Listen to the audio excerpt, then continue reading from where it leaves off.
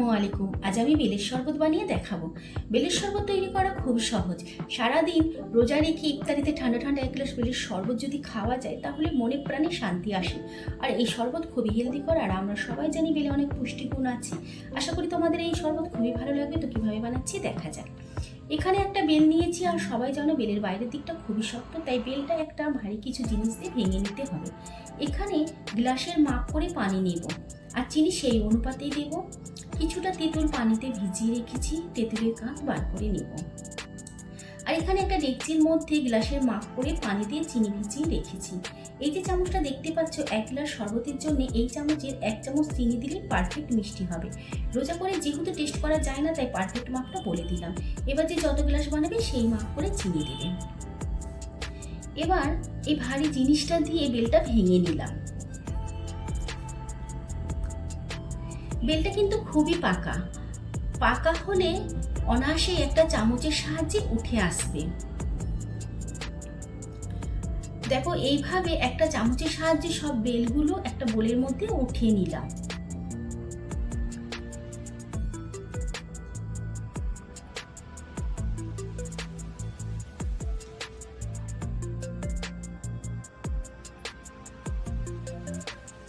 এবার বেলের কাঁধ বার করার জন্য পানি দিয়ে বেলগুলো প্রথমেই নরম করে নিতে হবে।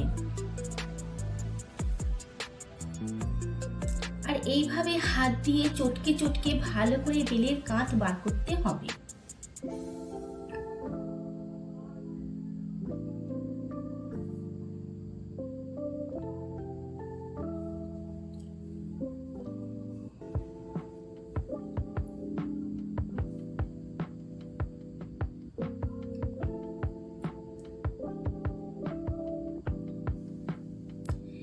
এবারে একটা ছাঁকনি দিয়ে বেলের কাঁধগুলো হাত দিয়ে ভালো করে ঘষে ঘষে এইভাবে ছেঁকে নিতে হবে। দেখো, এই দানাগুলো সব আলাদা হয়ে যাচ্ছে, আর বেলের কাঁধগুলো সব নিচে একটা বোলের মধ্যে পড়ছে। আর এই ফ্রেশ কাঁধ দিয়ে শরবত তৈরি হবে। হাতের মধ্যে আঠালো ভাব হলে একটু করে পানি দেবে, তাহলে নরম হয়ে অনায়াসেই দানাগুলো আলাদা হয়ে যাবে।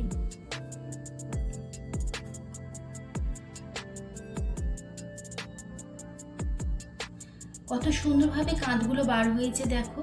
আর এর মধ্যে একটাও দানা মিশে যায়নি, সব দানাগুলো আলাদা হয়ে গিয়েছে। এবার এই কাঁধ চিনি ভেজানো পানির মধ্যে মিশিয়ে দিলেই শরবতের প্রায় 80% কাজই কমপ্লিট হয়ে যায়।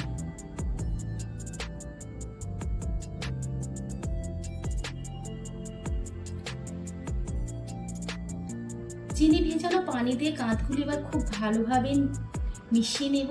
আর স্বাদ মতো 1 চামচ বিট নুন দিলাম। এবার তেঁতুল ভেজানো পানিটা শরবতের মধ্যে ছেঁকে দিতে হবে।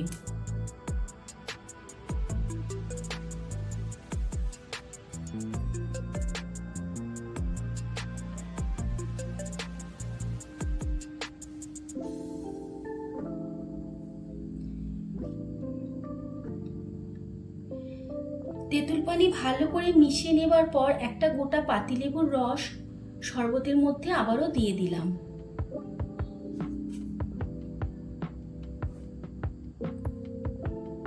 লেবুর রস শরবতের ফ্লেভারকে অনেকটাই বাড়িয়ে দেয়।